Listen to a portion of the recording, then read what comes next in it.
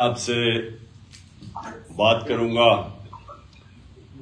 یہ جو ڈسولوشن ہم نے فیصلہ کیا اسمبلیز کا. پہلے میں آپ کو اس کی ایکسپلین کروں گا اور اس کے بعد میں یہ چاہتا ہوں کہ آپ کو فلور کھول دیں گے کوشچنز کے لیے.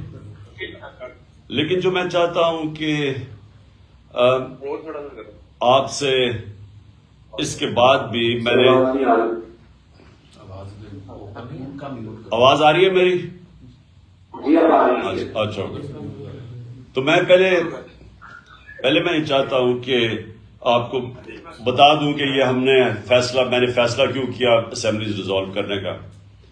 اور اس کے بعد میں چاہوں گا کہ آپ اپنے سوال کریں میرے سے. جو سب سے امپورٹنٹ چیز وہ یہ ہے کہ میں نے سنڈے سے میں ڈویژن وائز آپ کو علیحدہ بھی ملوں گا. ادھر آپ میرے پاس آئیں گے زمان پاک تو ادھر بھی ہم پھر اس کے اوپر مزید اور بھی بات چیت کر سکیں گے، جو کہ میں ابھی اتنی بڑی میٹنگ میں ظاہر ہے سارے سوال نہیں کر سکتے. تو میں چھوٹے چھوٹے آپ کی ڈویژنز میں وہ آپ سے میٹنگ بھی کروں گا تاکہ ہم پوری طرح تیاری کر لیں جب ہم نے یہ اسمبلیز ڈیزالو کرنی ہے. میں سب کو یہ واضح کر دوں کہ پرویز الہی صاحب نے سی ایم صاحب نے مجھے پورے اختیارات دے دیے ہیں کہ جب بھی میرا فیصلہ ہوگا اسمبلیز ڈیزالو کرنے کا جس دن تو وہ میں کر سکتا ہوں. انہوں نے میرے پر پورا میرے ہاتھ پہ یہ چھوڑ دیا. تو یہ اخباروں میں پیشن گوئیاں چل رہی ہیں کہ جی وہ کیوں لیگ مانے گی یا نہیں مانے گی، یہ ایشو ختم ہو گیا. وہ بالکل ہمارے ساتھ کھڑے ہیں اور انہوں نے بالکل جو میرا فیصلہ ہے اس کے اوپر ان کو اعتماد ہے اور انہوں نے مجھے اختیارات دے دیے ہیں کہ میں جب فیصلہ کروں گا اسمبلیز ڈیزالو کرنے کا. اچھا، اب میں آپ سب کو صرف سمجھانا چاہتا ہوں کہ یہ فیصلہ کیوں کیا. دیکھیں، الیکشن اگر اپنا پورا ٹائم پہ ہو جاتا ہے تو میں آپ کو یقین دلاتا ہوں کہ تحریک انصاف کو کوئی نقصان نہیں ہوگا، ہمیں فائدہ ہی فائدہ ہے.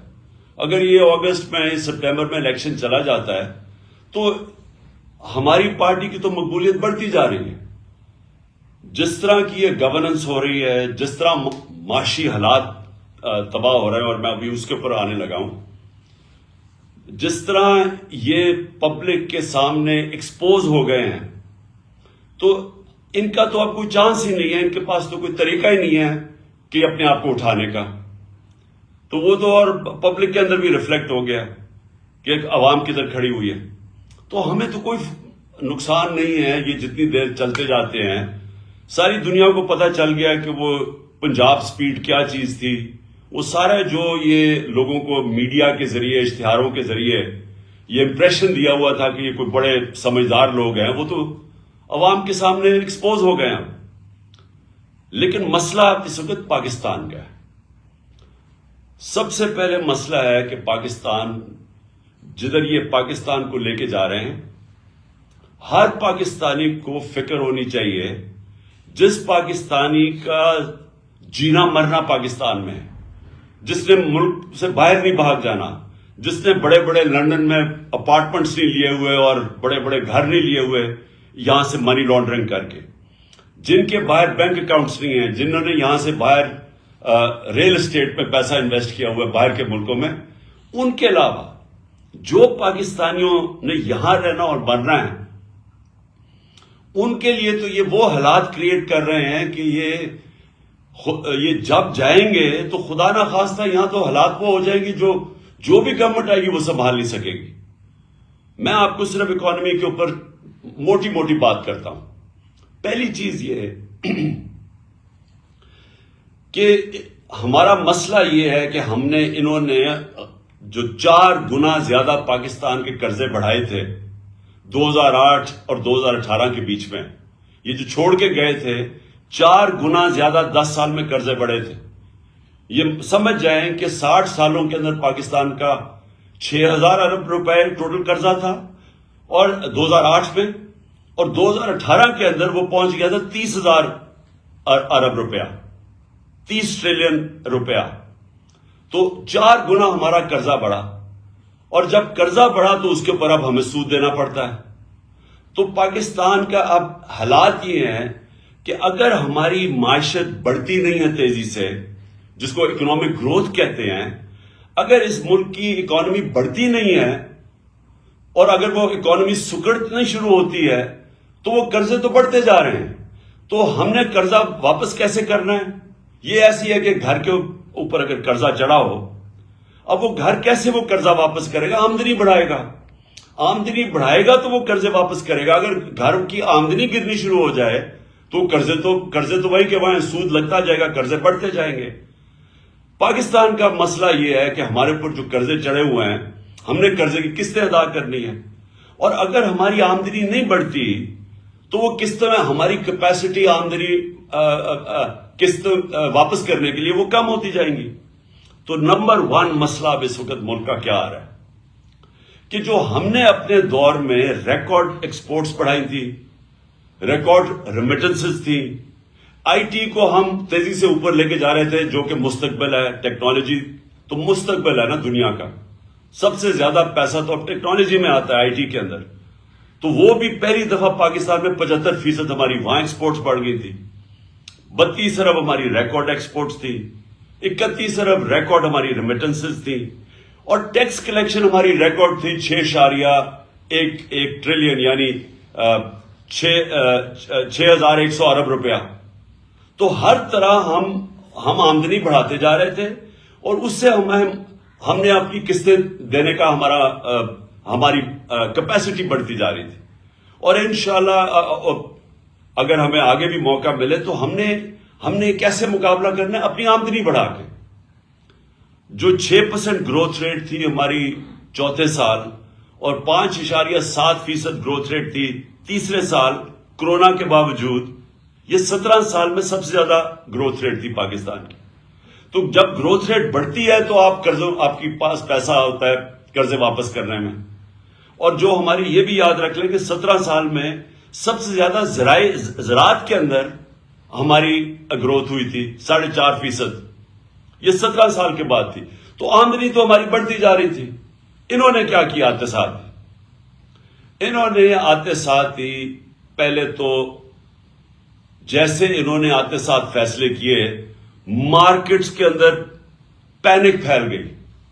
مارکیٹس نے وہ بڑی تیزی سے دیکھتی ہیں کہ ان کے پاس تو کوئی پلان ہی نہیں لے کے آئے، ان کے پاس تو کوئی پلان ہی نہیں ہے کہ پیسے واپس کیسے کرنے ہیں. اور جیسے یہ ہوا، ہماری وہ گرنی شروع ہو گئی، ہماری مارکیٹ کے اندر روپیہ گرنا شروع ہو گیا، اور مارکیٹس پیچھے ہٹنا شروع ہو گئی. اور یہ میں نے پہلے 1 جون کو انٹرویو دیا تھا اس کو سمیع ابراہیم کو، جس میں نے کہا تھا کہ کیونکہ ان کے پاس اب پلان نہیں ہے، مجھے خطرہ یہ ہے کہ یہ ملک کو ادھر لے کے جا رہے ہیں کہ اگر اکانومی سکڑنی شروع ہو گئی تو ہم اپنے قرضے واپس نہیں کر سکیں گے. اور میں نے تب پریڈکٹ کیا تھا، یہ آپ سے تقریباً آپ سوچ لیں 6 مہینے پہلے، کہ یہ جس طرح جا رہے ہیں یہ ملک کو ڈیفالٹ کی طرف لے کے جا رہے ہیں. اور ڈیفالٹ کا آپ اندازہ نہیں لگا سکتے کہ خدا نہ خواستہ ہم ڈیفالٹ کر جائیں تو ملک ادھر پیچھے چلا جائے گا. اور اگر کسی نے بیل آؤٹ بھی کرنا ہوا تو پاکستان کا جو سیکیورٹی ہے، نیشنل سیکیورٹی، وہ خطرے میں چلی جائے گی.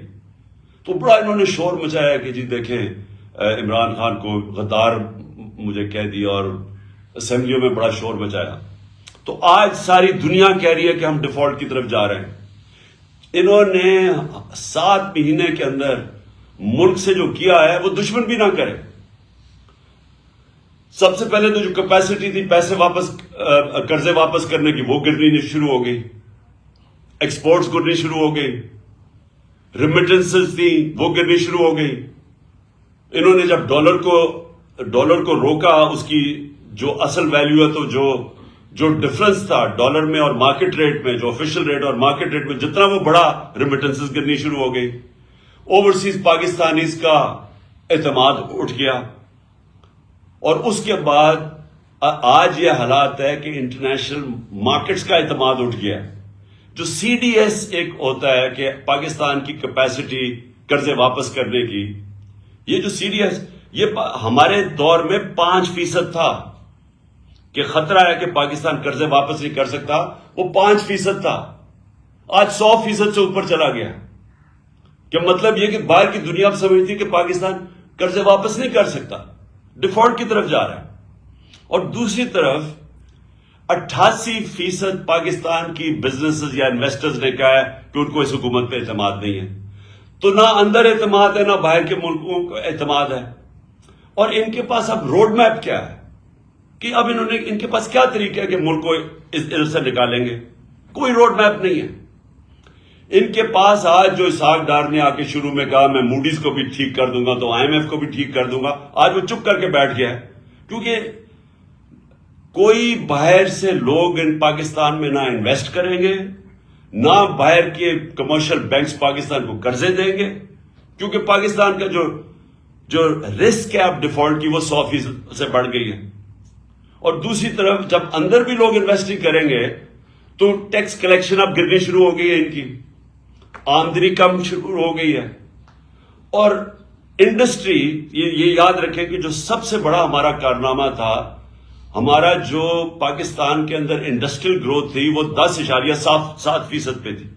یہ بھی کوئی 17-18 سال کے بعد سب سے زیادہ انڈسٹریل گروتھ ہو رہی تھی, جس سے نوکریاں مل رہی تھی. جس طرح فیصل آباد کے اندر ٹیکسٹائل انڈسٹری کو لیبر نہیں مل رہی تھی, مزدور نہیں مل رہے تھے, کیونکہ انڈسٹری گرو کر رہی تھی. آج وہ انڈسٹری آ گئی ہے 1% پہ. ہمارے دور میں 6% اکانومی گرو کر رہی تھی, آج آ گئی ہے وہ سمجھتا ہے کہ 1% سے بھی کم ہو گیا. اس کا مطلب بے روزگاری بھی بڑھتی جائے گی. اور اس کے اوپر جو زراعت ہے, جو کسان ہیں, آج کسان سڑکوں کے اوپر تھے. کیوں تھے؟ کیونکہ کسانوں کے اوپر جو چیزیں ہم نے جو ان کا فائدہ آیا تھا, ہم نے جو کسانوں کو پیکج دیا تھا, جس سے ہم نے انشور کیا تھا کہ ان کے جو ان کو منافع ہو, ان کی آمدنی بڑھے. ہم نے جو شوگر ملز کو دبایا تھا کہ آپ نے صحیح ٹائم پہ کرشنگ کرنی ہے, پھر کسان کو صحیح ٹائم پہ پیسے دینے ہیں اور پورے پیسے دینے ہیں. تو اس کی وجہ سے جب کسان کی آمدنی بھی بڑھی اور اس کے بعد اس کے پاس جب پروفٹس ہوئے, اس نے اپنی زمین پہ لگایا. اس لیے ہمارے زراعت میں 4 بمپر کراپس ہوئی تھی, جو مین 2 سال جو مین ہماری جو ہماری کراپس ہیں. تو آج کسان اس لیے رو رہا ہے کہ ڈیزل کی قیمت کہاں سے کہاں چلی گئی. اور میں ڈیزل کا یہ بھی بتا دوں کہ ڈیزل اور پٹرول ہمارے دور میں 150 روپے کے اوپر 1 لیٹر تھا. اور یاد رکھیں انٹرنیشنل مارکیٹ کے اندر اس وقت تیل کی قیمت 105 سے 110 ڈالر تھی پر بیرل. آج وہ نیچے آ کے 80 پہ پہنچ گئی ہے, 80-81 پہ. اور آج ڈیزل پہنچ گیا ہے 235 پہ, پٹرول پہنچ گیا 240 پہ یا 44 ہے. روپیہ ہمارے دور پہ جب انہوں نے نو کانفیڈنس کیا تھا تو 178 کا ڈالر تھا. آج ان کی آفیشل ریٹ کو چھوڑے, مارکیٹ کے اندر 245-250 روپے پہ ڈالر نہیں مل رہا. تو ہوا کیا اس سے جو قیمتیں ہیں, جو ساری کاسٹ ہے وہ اوپر چلی گئی ہیں. 50 سال میں سب سے زیادہ مہنگائی ہوئی ہے. مہنگائی کی وجہ سے اسٹریٹ کرائم بڑھ گئی ہے. آپ پوچھیں ہر جگہ گاڑی, موٹر سائیکل گاڑی سنیچ کرنے کے لیے یہ ہر جگہ اسٹریٹ کرائم بڑھ گئی ہے, کیونکہ مہنگائی بھی بڑھ رہی ہے اور بے روزگاری بھی بڑھ گئی ہے. تو کہنے کا مقصد یہ ہے کہ ہمارے لیے تو کوئی نقصان نہیں ہو رہا, گالیاں تو ان کو پڑ رہی ہیں, لیکن ملک بیٹھتا جا رہا ہے.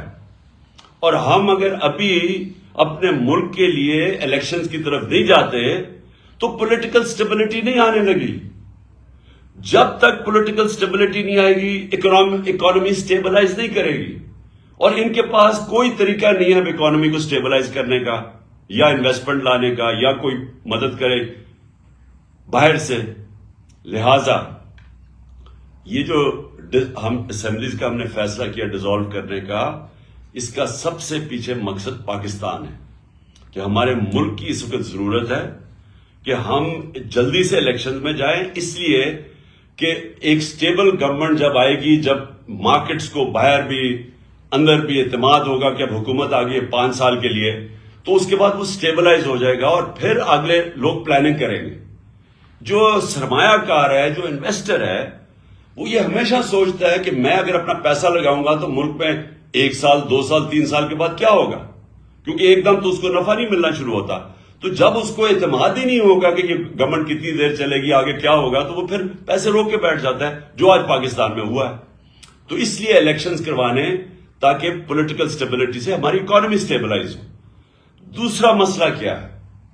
دوسرا مسئلہ ہے صوبوں کے اندر.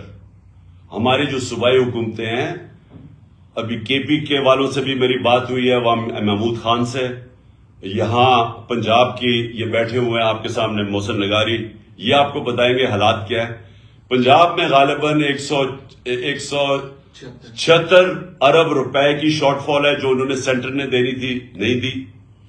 پختونخوا چھوٹا سا صوبہ ہے، وہاں 120 ارب روپے انہوں نے دینے تھے، وہ شارٹ فال آ گئی ہے سینٹر سے. اور یہی آج گلگت بلتستان میں چلے جائیں تو وہاں کے چیف منسٹر کہہ رہے ہیں، آزاد کشمیر میں چلے جائیں تو وہاں کے پرائم منسٹر کہہ رہے ہیں کہ پیسے نہیں دے رہا سینٹر. میں نے سنا بلوچستان کے اندر بھی یہی مسئلہ ہے، وہ بھی کہہ رہے ہیں کہ ان کو جو سینٹر سے پیسے ملے وہ نہیں ملے.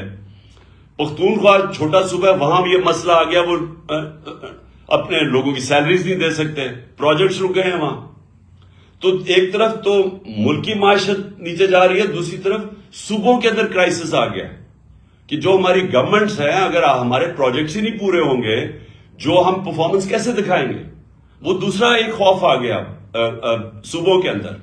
تو اس لیے یہ سب کچھ دیکھتے ہوئے یہ میں نے فیصلہ کیا تھا کہ اس وقت ہم یا تو یہ ہوگا کہ یہ ہمارے ساتھ بیٹھیں اور یہ سوچ لیں کہ تقریباً 66% پاکستان میں الیکشن ہوگا پختونخوا اور پنجاب کا، اگر یہ ڈیزالو کرتے ہیں اسمبلیز تو 66% پاکستان میں الیکشن ہوگا.